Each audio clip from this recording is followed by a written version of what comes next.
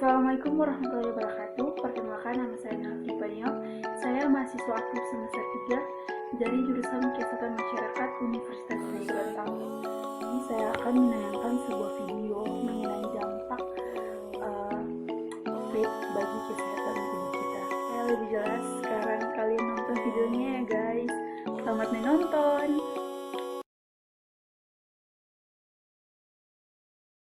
Apakah kalian tahu bahwa sebanyak 90% perokok menyesal merokok dan sebanyak 80% perokok pernah mencoba untuk berhenti minimal 1 kali? Namun, sangat sedikit yang berhasil berhenti dan ditarik kembali oleh nikotin. Adiksi fisik dihasilkan dari nikotin dalam bentuk kebutuhan akan asupannya. Selain itu, ada pula adiksi psikologis yang contohnya adalah di saat seorang perokok merasa tidak lengkap kalau minum kopi tanpa didampingi oleh rokok. Adiksi psikologis yang didampingi dengan adiksi fisik tersebut menggagalkan banyak orang meninggalkan kebiasaan merokok. Jika tidak ada bantuan seperti nikotin patch, gum, ataupun hipnotis, dan kegagalan tersebut sangat disayangkan. Vape adalah alat yang digunakan untuk mendapatkan pengalaman mirip merokok yang memproduksi bukan asap, tapi aerosol yang dihirup oleh penggunanya lalu dihembuskan layaknya rokok. Namun, tanpa tar maupun bahan kimia lainnya yang terdapat di rokok. Lalu, apakah vape merupakan alternatif yang mereka tunggu-tunggu?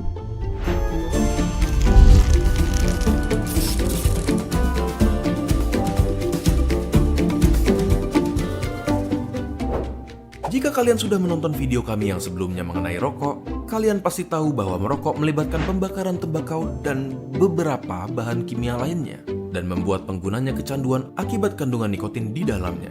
Asupan nikotin yang sangat dicari ini bisa digantikan dengan vaping menggunakan cairan atau liquid yang mengandung nikotin demi mendapatkan tingkat kepuasan yang sama, dengan aktivitas menghirup dan menghembus yang identik dengan merokok. Salah satu perbedaan merokok dengan vape adalah vape tidak melibatkan pembakaran tembakau.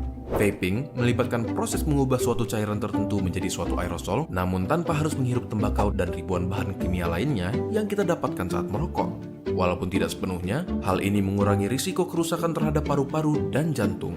Liquid yang digunakan pun umumnya hanya mengandung propylene glycol dan vegetable glycerin, suatu bahan kimia yang kita sering temukan di makanan dan obat-obatan, dan sudah disetujui penggunaannya oleh Food and Drug Administration.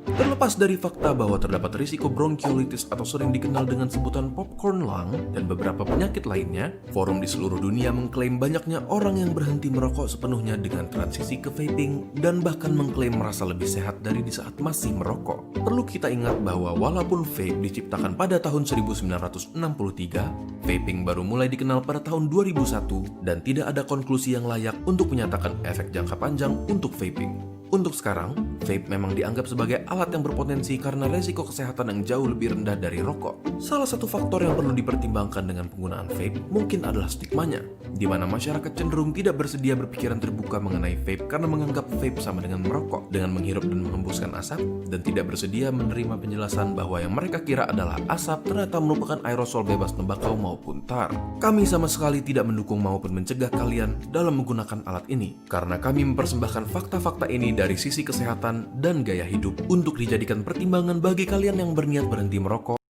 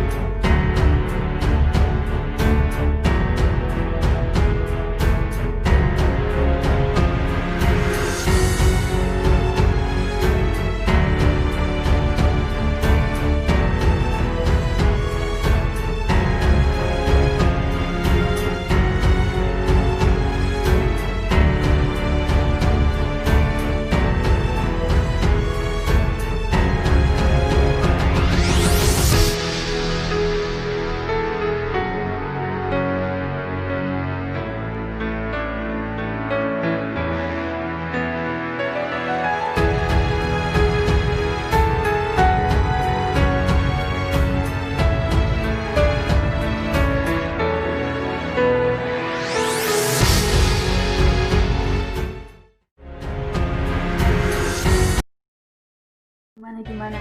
Bermanfaat nggak? Insya Allah bermanfaat untuk kita semua ya teman-teman. Dan terima kasih untuk kalian semua yang sudah nonton ini. Jangan lupa di like dan share ke teman-teman kalian semua. Dadah, assalamualaikum. Assalamualaikum warahmatullahi